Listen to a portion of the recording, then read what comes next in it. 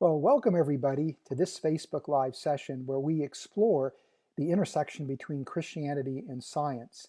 My name is Dr. Fuz Rana. I'm a biochemist, a Christian apologist, and I also serve as the Vice President of Research and Apologetics at an organization called Reasons to Believe. If you want to know more about our organization and the types of resources that we have available to you, please go to our website, www.reasons.org, to learn more. Today, we're going to take on the question, can evolutionary mechanisms explain the origin of our aesthetic sense as human beings? Can evolutionary mechanisms account for our sense and our capacity to appreciate beauty?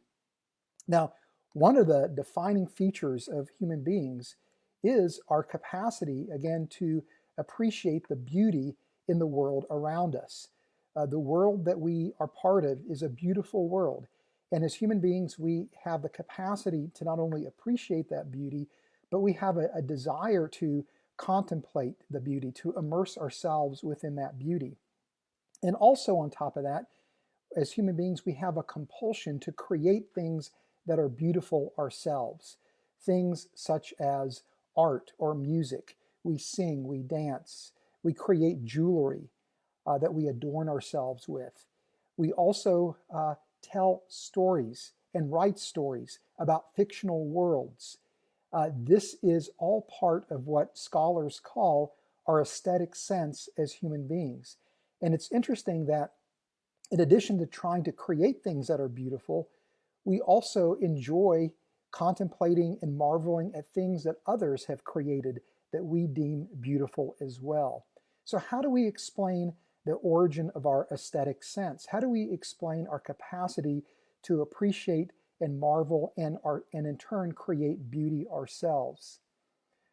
For people that are Christian theists, they would argue that the best explanation for our aesthetic sense and the beauty of the world around us can be found in God. But for others who hold to a differing worldview, they argue that evolutionary processes can account for our aesthetic sense. So the question on the table today is, which is it? What is the best explanation for the beauty in the world around us and our ability to perceive and enjoy and marvel at that beauty? So we're going to take on that question today, but before we do that, I would love for you to do a favor for me, if you don't mind. Please go in to the comment section, whether you're watching this broadcast live or as a recording, check in, say hi, let me know who you are and where you're watching from. This is a great way for me to get to know you, for me to have an understanding of who it is that's interested in the science-faith dialogue, the science-faith conversation. And on top of that, this information is valuable information as we seek to plan future broadcasts. Also, I would invite you to use the comment section to share your perspective on this question. How do we account for the origin of our aesthetic sense as human beings? I'm particularly interested in your perspective if you take a differing view than mine. I want to create an environment where people can discourse and discuss these very important questions without it being hostile in a civil, a respectful manner. And then last but not least, I would invite you to use the comment section to suggest topics for future broadcasts, as well as to pose questions of me that you would like for me to address. Okay, well, without any further ado, let's go ahead and take a look at today's topic, today's question.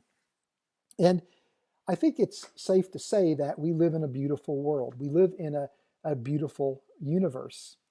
That everywhere we look, whether it's into the night sky or as we gaze into a sunset or a sunrise, or if we view a majestic mountain range, or we go into our backyard and we examine the flowers on a plant, or we pick up an insect and look at it under a microscope, or even if we contemplate the molecular realm, the molecules that make up living systems, the subatomic particles, even the mathematical relationships that describe the way nature operates, we see beauty and elegance and this marvelous design to the world that we live in. We live in, indeed, a beautiful world. And again, as human beings, as I mentioned already, we not only can appreciate and contemplate the beauty of the natural world, but we have this drive to create things that are beautiful ourselves. And the language and the art and the music that we utilize to create these things stems from our capacity for symbolism, that we can represent the world with symbols, and that we can manipulate those symbols in a near infinite number of ways to create imaginary worlds, to create alternative hypotheses. And it's through this capacity that we then express our symbolism by constructing things that are beautiful. Some may be representations of the world around us, but others are oftentimes representations of an imaginary world in the art, in the music that we construct, or in the stories that we tell one another. And that we almost seem as if we desire to spend more time contemplating the beauty of nature, contemplating these imaginary worlds that we construct, than we actually want to spend in the real world. And so this is a defining feature of humanity, in a sense, our aesthetic sense. In fact, I would connect our aesthetic sense to human exceptionalism, and would argue that our aesthetic sense actually makes us unique, makes us distinct from all other creatures. And so the question on the table then is, how do we explain where our aesthetic sense comes from? And this leads us to what my friend Ken Samples refers to as an underutilized argument for God's existence. And this is the argument from beauty. And maybe you've heard of this argument, maybe you're unfamiliar with this argument. But I too, like Ken Samples, my friend who's a philosopher and a theologian, am enamored with this argument. I too think it's an underutilized argument, and I think it's a very powerful argument for God's existence and for the biblical view of human nature. And to understand this argument, I'm going to tap into the work of Richard Swinburne, a philosopher at Oxford University, who presents the argument from beauty this way, not as a deductive argument or an inductive argument, but as an abductive argument, an argument to the best explanation, where Swinburne says, look, if indeed the world is the product of a creator, an all-powerful, all-knowing, all-good creator, we would expect the world that we live in to be beautiful. Now, on the other hand, Swinburne argues that if the universe is the product of unguided mechanistic forces, if it's just a brute reality, we would not necessarily think that the universe should actually be beautiful. On top of that, Swinburne goes on to say, if we also accept the biblical view that human beings are made in God's image, then it makes sense of our aesthetic sense. It explains our aesthetic sense. Because if we're made in God's image, then we would be designed to appreciate the beauty and the grandeur and the glory of the creation that God has made. And if we are made in God's image, we are many creators as well. And that means we're going to be compelled to create and then to even marvel at our own creations. And so our aesthetic sense finds ready explanation in the Christian worldview and in the biblical concept of human nature. Now, Swinburne goes on to say, on the other hand, if you think of humans as the product of an unguided evolutionary history of physico-psycho forces, if you will, then why would we think that human beings would be designed in such a way to recognize the beauty in the world around us and to have such a deep drive to create beauty and to occupy these imaginary worlds and to contemplate and immerse ourselves in these imaginary worlds that we create? And to appreciate more fully why Swinburne feels that the Christian worldview offers a better explanation, let's think a little bit more about the nature of our aesthetic sense. In a sense, we derive a lot of pleasure from aesthetics, that not only do we marvel at the beauty of the world around us, not only are we compelled to create beautiful things and then to contemplate the beauty that we in turn create, but we have a drive towards aesthetics, that we drive enormous amount of pleasure and enjoyment from our aesthetic experiences. And this this pleasure that we derive is open-ended. It's never ending. Now, this is distinct from the other drives that we possess as human beings. We have a drive for food, for drink. We have a drive for sexual fulfillment. And we derive enormous amount of pleasure when our hunger is satisfied, when our thirst is quenched, when our sexual urges are met. And the reason why we derive pleasure from this, of course, makes sense, because our drive for hunger and our thirst and our sexual urges are deeply connected to our capacity to survive and to be reproductively successful. And it's interesting because the pleasure associated with these drives is transient, where we have discomfort when we hunger, for example. And then when we get food and that hunger is satisfied, we feel pleasure and enjoyment, but that's short-lived because it's soon replaced again with discomfort as we become hungry again. But this pattern of ebb and flow of pleasure associated with the satisfaction and the urges that we feel with regard to these drives makes sense in an evolutionary sense. But our aesthetic drive doesn't make evolutionary sense. It's hard-pressed to see how this contributes to our survival. And particularly when the pleasure that we experience from this, again, assumes a very different profile than the other drives that we experience. A philosopher by the name of Mohan Maiten, I think, does a wonderful job of kind of explaining why the evolutionary paradigm struggles to account for our origin of an aesthetic sense and our desire to contemplate and dwell within these imaginary worlds that we create through art and music and storytelling. This is what he writes. And I should note that Maiten is actually sympathetic to the evolutionary framework to account for our origin of aesthetic senses. So in this regard, he's a hostile witness in his statement that supports a Christian worldview. He says this, but why is it good from an evolutionary point of view? Why is it valuable to be absorbed in contemplation with all the attendant dangers of reduced vigilance? Wasting time and energy puts organisms at an evolutionary disadvantage. For large animals such as us, unnecessary activity is particularly expensive. And so this herein lies the problem. And this is why people like Richard Swinburne would argue that the best explanation for beauty in the world and our aesthetic sense can be found in God. Whereas the evolutionary paradigm admittedly struggles to account for our aesthetic sense, and beauty is not something that we would necessarily expect when it comes to the world that we live in.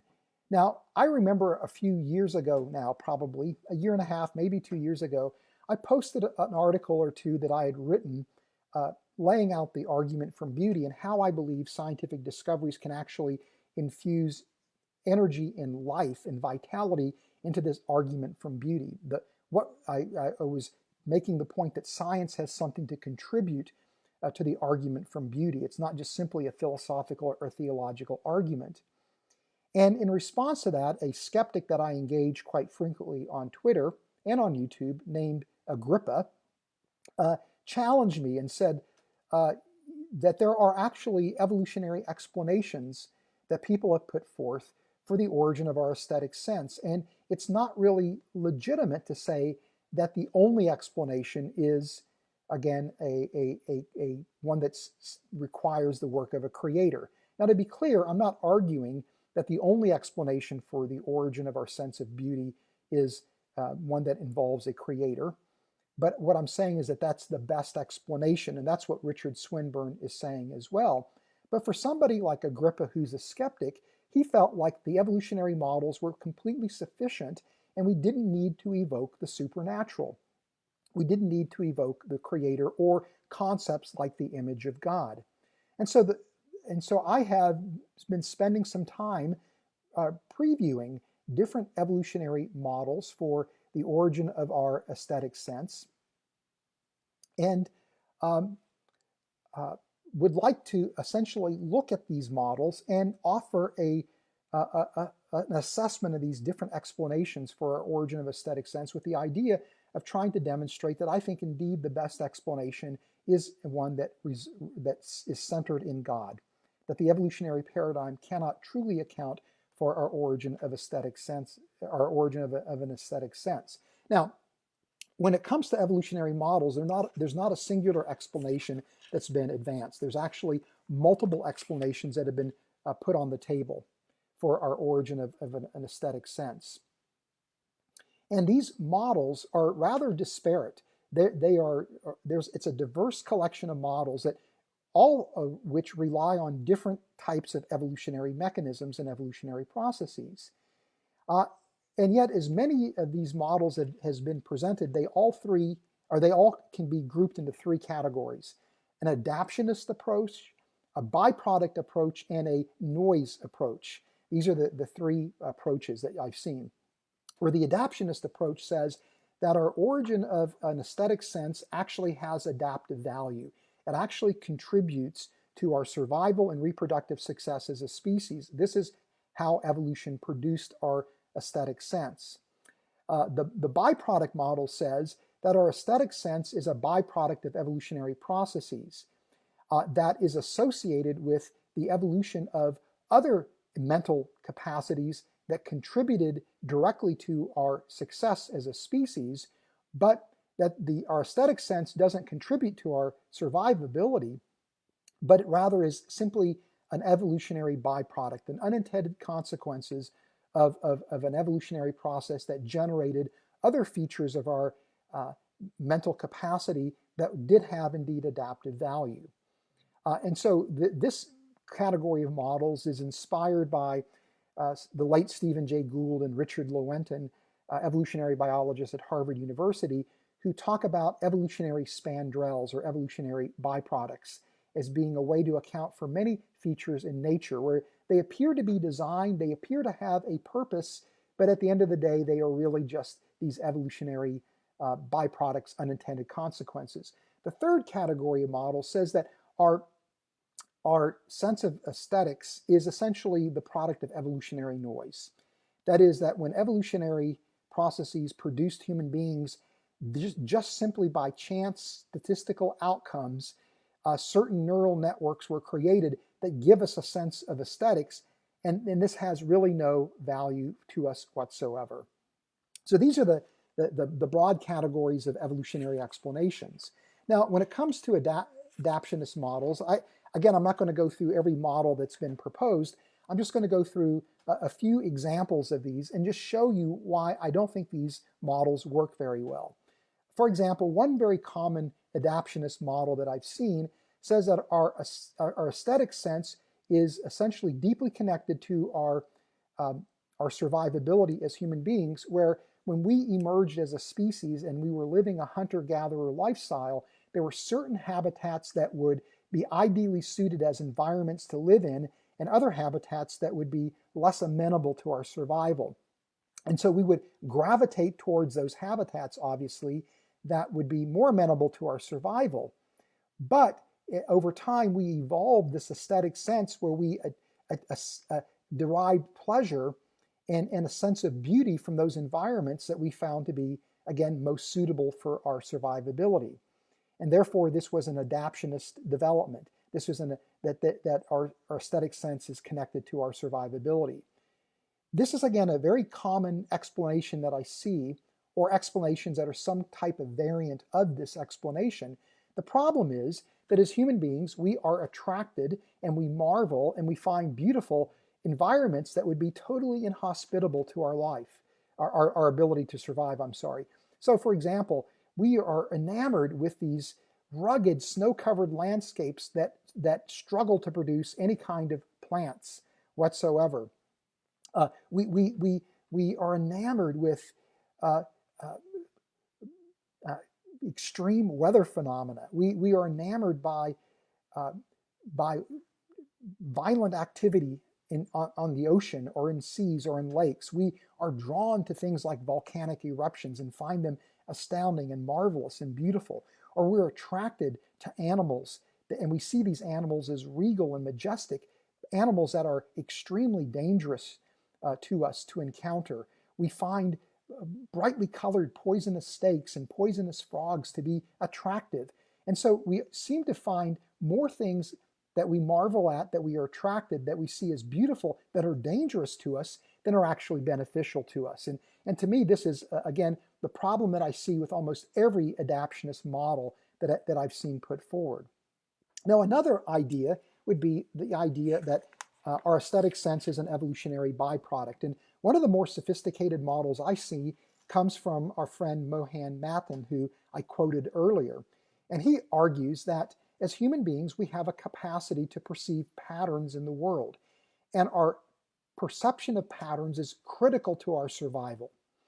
That because we see patterns in the world, we can predict what the future is going to be like.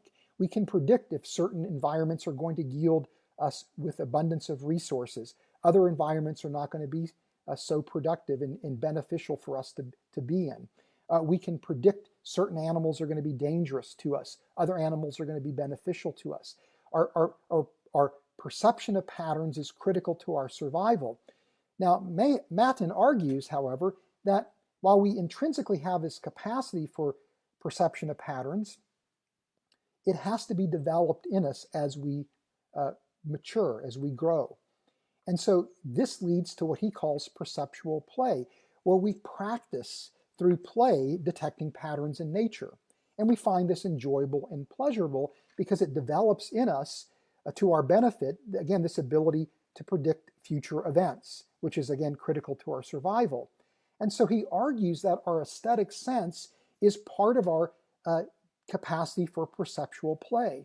That when we create art or music or tell stories, this is an exercise of our pattern perception and makes us better and more adept at it.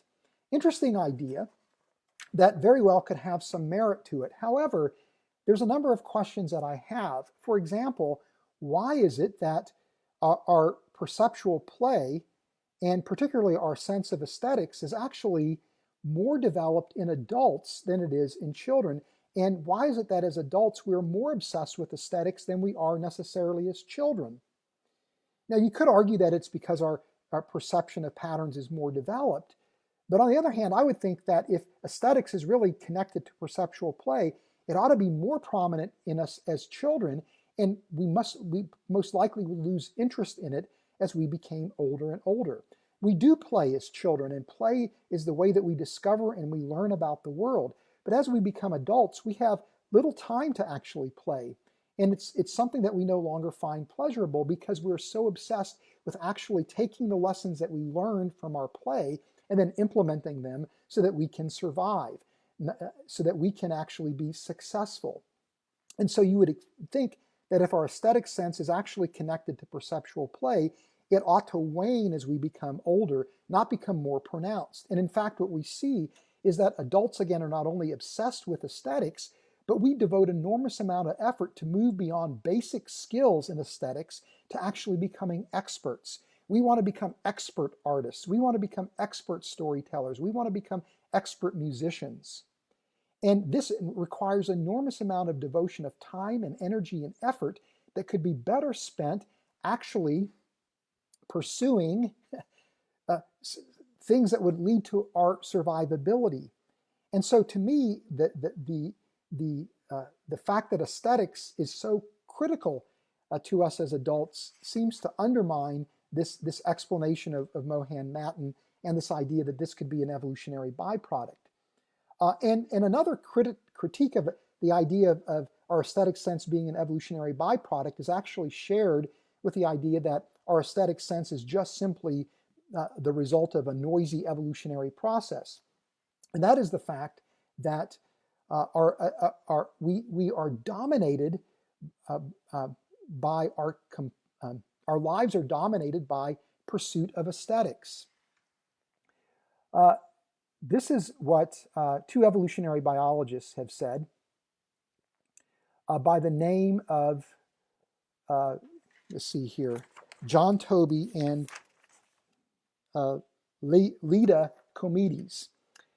They say this: Aesthetically driven activities are not marginal phenomena or elite behavior without significance in ordinary life. Humans in all cultures spend a significant amount of time engaged in activities such as listening to or telling fictional stories, participating in various forms of imaginative pretense, thinking about imaginary worlds, experiencing imaginary creations of others, and creating public representations designed to communicate fictional experiences to others.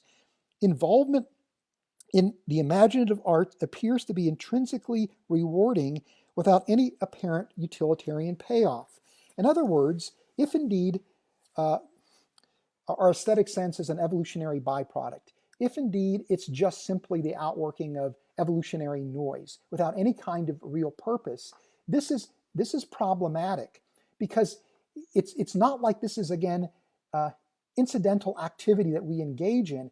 It is activity that our entire existence seems to be centered around.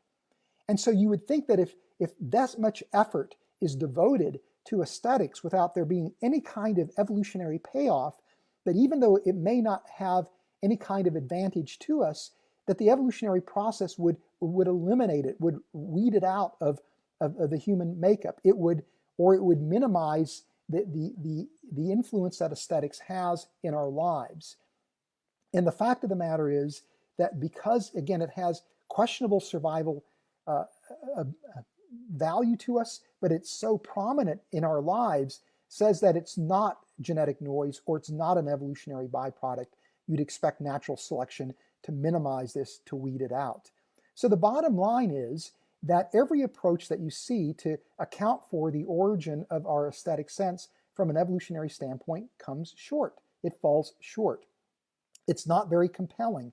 There are obvious issues with these models. And the mere fact that we see a diversity of models and a diversity of fundamentally different approaches is a sure indication that nobody really understands from an evolutionary perspective how to explain the origin of our aesthetic sense.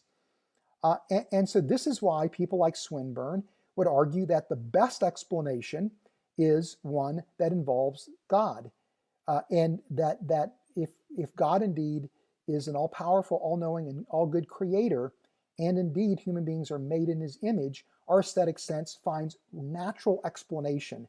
It naturally flows out of a Christian worldview perspective. On the other hand, our aesthetic sense seems to be a highly enigmatic problem that evolutionary biology simply cannot account for in a robust, compelling way. It's not to say that there's not evolutionary explanations. Indeed, they are. It's just that those explanations are not compelling. And so therefore, I think the best explanation for beauty in the world around us and our aesthetic sense is indeed God. Now, one final point I want to make. Why is it then that somebody like Agrippa, who for all I can tell is a non-theist, is so opposed to an explanation that involves God when it comes to beauty and our aesthetic sense?